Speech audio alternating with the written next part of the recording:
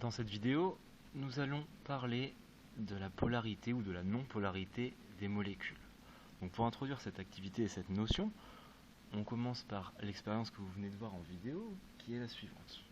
Si on fait couler dans un robinet un filet d'eau et un filet de cyclohexane, qui est une molécule organique qu'on va détailler après, et bien si on approche un bâton chargé électriquement de ces deux filets de liquide respectifs qui sont en train de couler, on remarque que quand on s'approche du filet d'eau, eh bien il est attiré et complètement dévié par le bâton d'ébolite, sans que ce dernier touche le filet d'eau.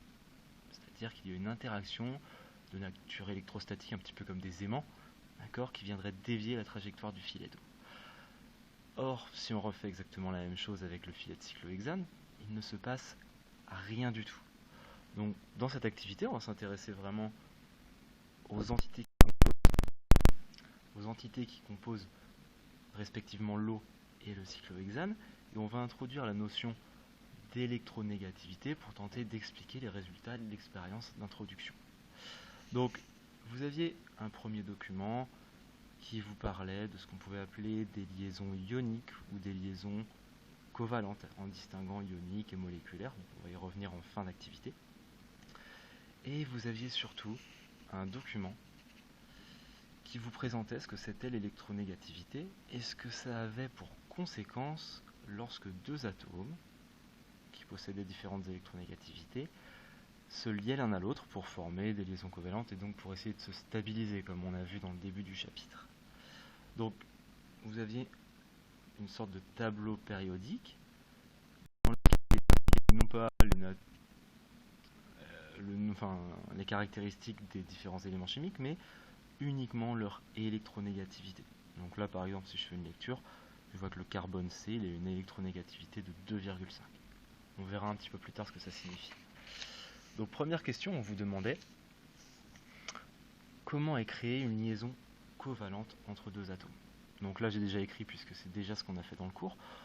On a vu dans le cours qu'une liaison covalente entre deux atomes, c'était un partage équitable de deux électrons de valence de ces deux atomes.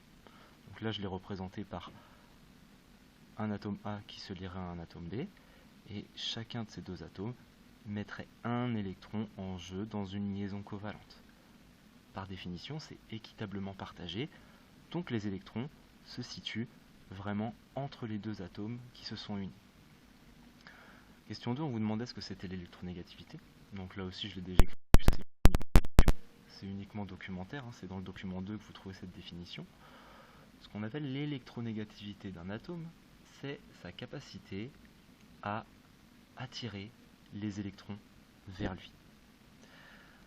Donc question 3, on vous demandait si on prend deux atomes différents, est-ce que la définition qu'on a donnée de la liaison covalente, c'est en accord avec ce qu'on vient de définir avec l'électronégativité.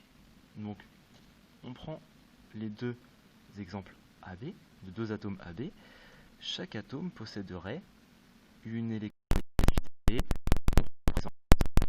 avec la lettre grecque qui. Donc électronégativité de l'atome A, électronégativité de l'atome B. On ne va pas avoir besoin de valeur pour expliquer ce que c'est, mais imaginons tout simplement que l'électronégativité de l'atome B soit supérieure à l'électronégativité de l'atome A. Et bien qu'est-ce qui se passe quand ces deux atomes, comme sur le schéma ici, vont se lier? Étant donné qu'il y a un atome, en l'occurrence l'atome B, qui est capable d'attirer davantage les électrons que l'autre, le partage des électrons, il ne va pas être si équitable que ça. Donc là, si je reprends l'exemple de la liaison AB qu'on avait fait au-dessus, où les deux atomes étaient bien au milieu entre les deux, les deux électrons étaient bien entre les deux atomes, étant donné que l'atome B il est davantage capable d'attirer les électrons vers lui, et bien les électrons vont se déplacer vers cet atome-là. Et ça va avoir des conséquences. Donc, première conséquence, l'ensemble est toujours électriquement neutre. D'accord ? L'atome B, il a récupéré l'électron qu'il avait mis en commun et il a un petit peu piqué l'électron que l'atome A lui avait prêté pour se stabiliser. Donc l'atome B, il va se retrouver avec, à proximité de lui, l'électron de valence qu'il possédait déjà, mais avec un électron qu'il ne devrait pas avoir, puisqu'il appartient en réalité à l'atome A. Cet excès d'électrons va avoir pour conséquence de faire apparaître ce qu'on appelle une charge partielle, notée petit delta, et étant donné que c'est un électron qui a été gagné, ça va être une charge partielle négative. Donc l'atome B, étant donné qu'il a une plus grande électronégativité, il attire les électrons vers lui, et conséquence, en faisant une liaison, il pique l'électron à l'atome auquel il s'était lié, et il se retrouve avec une charge de moins. A contrario, l'atome A, qui avait mis un électron en commun pour se lier à l'atome B, bien lui, il s'est fait un petit peu piquer son électron, c'est-à-dire qu'il est un peu trop éloigné maintenant de lui. Et la conséquence, c'est comme s'il avait un petit peu perdu son électron. Alors il ne l'a pas vraiment perdu puisque les deux atomes restent liés, mais il est très éloigné de lui. La conséquence, c'est qu'il va y avoir apparition d'une charge partielle positive cette fois-ci, puisqu'il a perdu un électron entre guillemets. Vous voyez que on n'enlève rien à l'électroneutralité de l'ensemble, puisque là j'ai une charge négative, une charge positive, donc l'ensemble reste bien neutre. Donc ça, c'est ce qui peut se passer avec deux atomes complètement quelconques, A et B. Si maintenant on regarde un petit peu plus en détail pour essayer de tenter d'expliquer l'expérience d'introduction. Vous avez la formule développée de la molécule d'eau et la formule semi-développée de la molécule de cyclohexane. Donc on voit qu'il y a les atomes d'hydrogène, d'oxygène et de carbone qui sont mis en jeu dans ces deux molécules.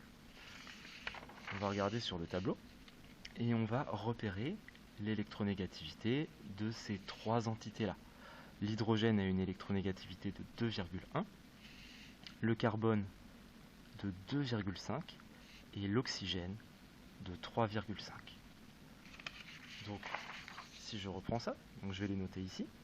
Électronégativité de l'hydrogène 2,1, oxygène 3,5, carbone 2,5.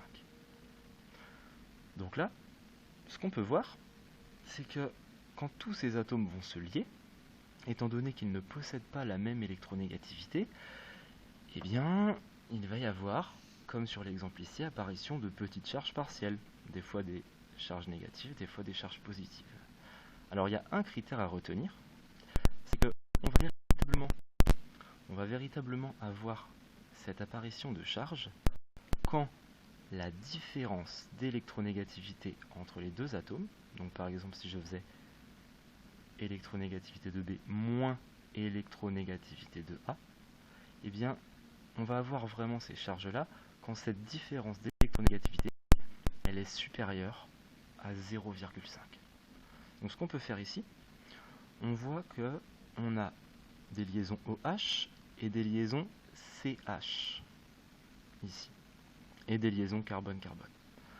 Donc, si par exemple je regarde la différence d'électronégativité pour une liaison carbone-carbone, je vais faire l'électronégativité du carbone moins, si le deuxième atome relié à lui c'est un carbone, électronégativité du carbone. Vous voyez qu'ici, pas besoin de poser le calcul, la différence d'électronégativité sera nulle. Ça veut dire que la liaison carbone-carbone est une véritable liaison covalente.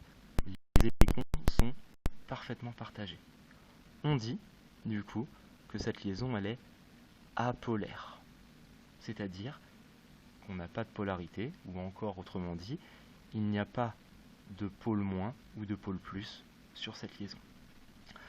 Si maintenant, je refais ce petit calcul pour une liaison CH, donc je vais faire électronégativité du carbone moins l'électronégativité cette fois-ci de l'hydrogène, je vais avoir 2,5 moins 2,1, soit 0,4.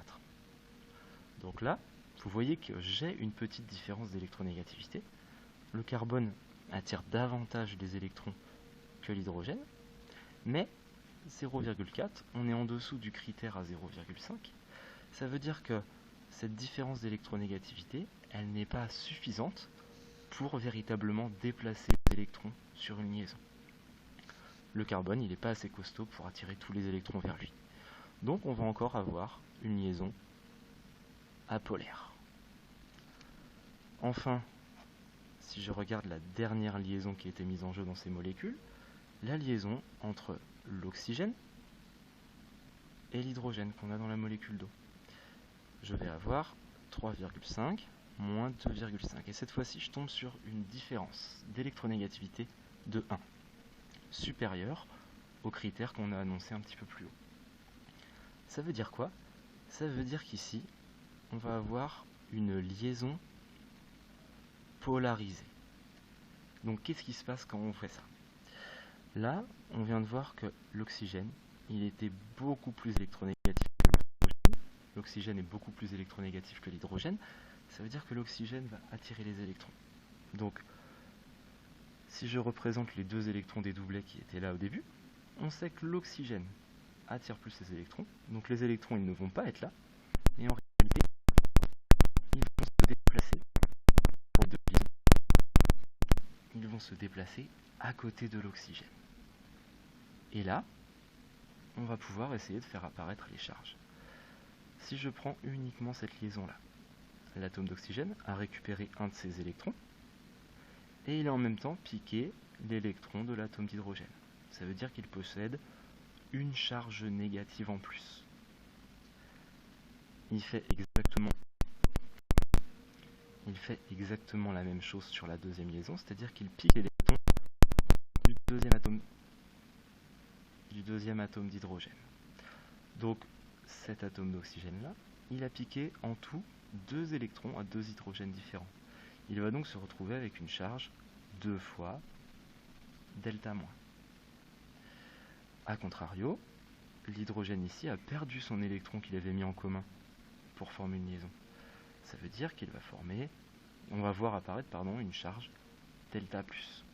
Même raisonnement pour l'hydrogène qui est à droite. Et donc là, ce qu'on va voir, c'est que on parlait de polarisé, de liaison apolaire. Eh bien, ici, on a 2 liaisons polaires et on va pouvoir faire apparaître ce qu'on appelle des pôles négatifs et positifs sur la molécule d'eau. Le pôle négatif, toutes les charges sont concentrées sur l'atome d'oxygène, donc le pôle négatif, il est concentré sur l'atome d'oxygène, de delta moins. Ici, vous voyez qu'on a un petit pôle plus ici, un petit pôle plus ici.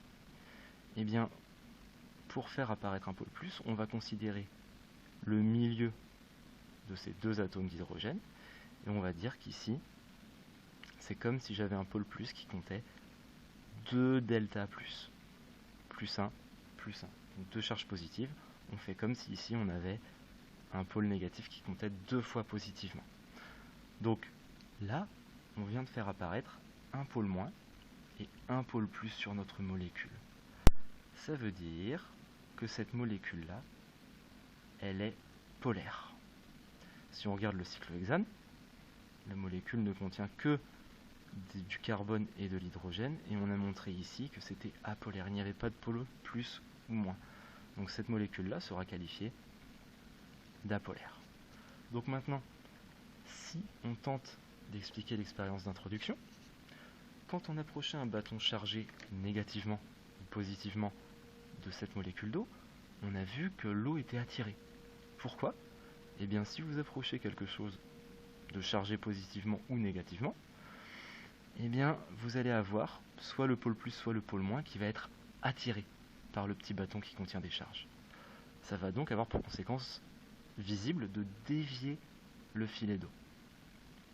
Pour la molécule de cyclohexane, aucun pôle positif ou négatif, c'est-à-dire que c'est un ensemble parfaitement neutre. Donc là, si on approche notre bâton chargé, cette molécule-là ne va pas réagir, et donc ce que nous on a observé, c'est que le filet de cyclohexane, il coulait comme si on n'approchait pas de bâton. Donc là, il faut bien faire attention. Oui, la molécule d'eau est une molécule polaire, elle va être attirée par des charges positives ou négatives. L'ensemble reste bien électriquement neutre. Plus 2, moins 2. Donc on retombe bien sur une charge de 0. Et donc, ce qu'on va détailler dans la fin de ce chapitre, c'est qu'on va essayer d'expliquer et de prévoir la polarité ou la non-polarité des molécules à partir des liaisons qui composent cette molécule et à partir de toute cette échelle d'électronégativité.